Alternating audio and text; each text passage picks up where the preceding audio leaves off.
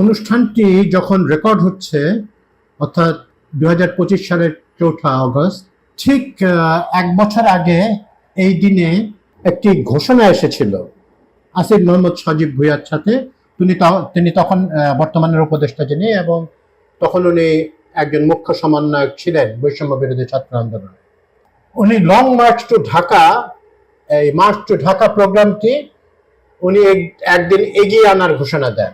হওয়ার কথা ছিল 6 আগস্ট, কিন্তু উনি এগিয়ে এনে সবাইকে আসতে বলেন, ঢাকা অভিমুখে যাত্রা করতে বলেন 5 আগস্ট, যেটা 36শে জুলাই হিসেবে ইতিহাসে খ্যাত হয়ে থাকবে।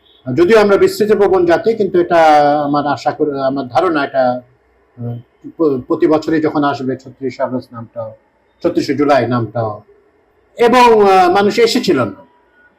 শেখ হাসিনা পতনের আগেই ঢুকে গেছিলেন রাস্তায়। তার আগে বলে রাখি যে 3রা আগস্টেই কিন্তু মোটামুটি বোঝা যাচ্ছিল যে শেখ হাসিনা এটা একটা অনলি ম্যাটার অফ টাইম, ওনার পতন অনিবার্য, এবং এটা শুধু সময়ের ব্যাপার।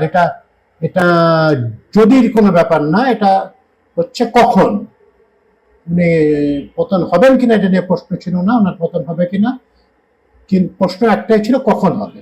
4 আগস্ট বা 35শে জুলাই সর্বশক্তি দিয়ে উনি এবং ওনার অনুসারীরা, আওয়ামী দোসররা ঝাঁপিয়ে পড়েছিল। পুলিশ অবিরত করে চালিয়ে যাচ্ছিল বিভিন্ন জায়গায়, যাত্রাবাড়ি, উত্তরা ইত্যাদি, Mohammadpur, even green dot Dhanmondi Awami লীগের একটা অফিসের ওখানে চরম এক ভয়ঙ্কর নৈরাজ্যকর পরিস্থিতি তারা তৈরি করেছেন। কারণ তাদের ছিলই, ওবায়দুল কাদের বলেছিল যে তার ছাত্রলীগই নাকি যথেষ্ট এই জনতারকে দমন করার জন্য। দমন করার সর্বাত্মক চেষ্টা ওনারা চালিয়েছিলেন, ব্যর্থ হয়েছিলেন। ব্যর্থ হওয়ারই ছিল, কারণ বলি যারা অত্যাচারী তারা আসলে কাপুরুষ হয়ে থাকে। তাদের সামনে যদি মাথা উঁচু করে দাঁড়ায়, প্রতিরোধ করতে এগিয়ে আসে মানুষ, তখন তারা হাল ছেড়ে লেজ গুটিয়ে পালায়। এরকম হাসিনা পালিয়েছিল 36শে জুলাই। মানুষের প্রতিরোধ তত জোরদার হতে থাকে, যতই অত্যাচারের খড়গ কৃপান নেমে আসতে থাকে, মানুষের পাল্টা আঘাত আনতে থাকে। আওয়ামী প্রতীকী সমস্ত জায়গায় মানুষ যেখানে আওয়ামীর দুর্বল পয়েন্ট পেয়েছে ঝাঁপিয়ে পড়েছে, অকাতরে প্রাণ বিসর্জন দিয়েছে, এবং প্রতিরোধ যুদ্ধে তারা কোনো গুলি, লাঠি, দা এগুলোর কোনো ভয়ই করেনি। তার হাতে যা ছিল মেকশিফট ঢালও বানিয়ে নিয়েছিল তারা গুলি আটকানোর জন্য।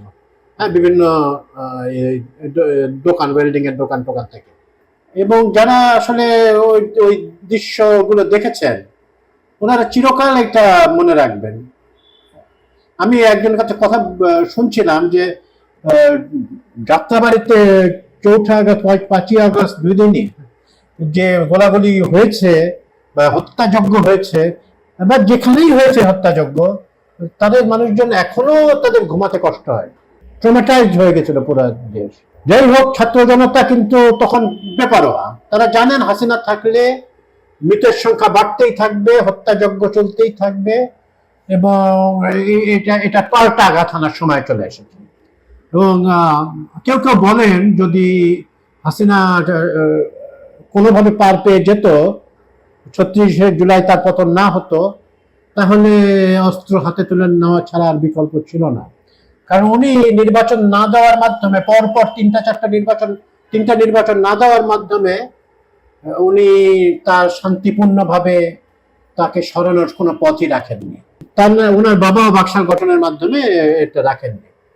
তার খুবই মর্মান্তিক চরম মূল্য দিতে হয়েছিল। হাসিনাটাকে মর্মান্তিক বলবো না, এটা গিয়ে গুড রিডান্স, সে বিদায় হয়েছেন। উনি না বিদায় হলে অজস্র রক্তপাত হতো। উনি প্রচুর রক্তপাতের বিনিময়ে উনি থেকে যেতে চেয়েছেন। 4 আগস্টে বিকেল থেকেই আমরা যে খবর পাচ্ছিলাম বা অনেকে দেখছিলেন যে হঠাৎ করে আওয়ামী শূন্য হয়ে যাচ্ছিল রাস্তাঘাট। আওয়ামী গুন্ডারা আসলে ভয়ে পালাচ্ছিল, কেউ বিবেকের তাড়নায় আন্দোলনকারীদের সাথে যোগ দিচ্ছিল কয়েকদিন আগের থেকে, এবং পুলিশ বলছিল যে গুলি ফুরিয়ে আসছে, এরকম আমরা ভিডিও ফুটেজ দেখেছি। তো জনগণ তখন বেপরোয়া। দেয়ালে পিঠ থেকে গেছে, তারা আঘাত হানতে শুরু করলেন। সমস্ত আওয়ামী প্রতিষ্ঠানগুলো উপরে তারা যেখানে সুযোগ পেয়েছেন আঘাত এনেছেন, এবং আওয়ামীরা তখন প্রতিরোধের জায়গায় আওয়ামীরা প্রতিরোধে নামলো, কিন্তু তারা এখনো পারছিল না তারা কিছু করতে। তো ওই ক্যাডার, তথাকথিত পলিটিক্যাল ক্যাডার অথচ আসলে গুন্ডা, তারা তখন লেজ গুটিয়ে পালাচ্ছিল বা বিভিন্ন জায়গায় আশ্রয় নিচ্ছিল। মানে এটা দুপুরের পর থেকে এরকম সিচুয়েশন হয়ে গেছে। কারফিউটা ওইভাবে কার্যকরী করতে পারছিল না তারা। পুলিশের গাড়ি ঘুরছিল, পুলিশের গাড়ি সরে গেলেই মানুষ নেমে পড়ছিল রাস্তায়, ইট পাটকেল লাঠি সোটা যা আছে। এবং পুলিশের ভেতরেও একটা আতঙ্ক আমি নিজে ব্যক্তিগতভাবে লক্ষ্য করেছি, যে তারা তারা তারাও এক ধরনের বেপরোয়া, তারাও মনে করছিল যে আমরা সর্বনাশের মুখোমুখি হয়ে যাবে, আমাদের বাহিনী মনে হয় থাকবে না। তো এভাবেই একটা দিন যায় 4 আগস্ট অথবা 35শে জুলাই। এই দিনে হাসিনার পতন তো সময়ের ব্যাপার, আর একটু ত্বরান্বিত করলেন উনি তার নৃশংস অত্যাচারের মাত্রা বাড়ানোর মাধ্যমে।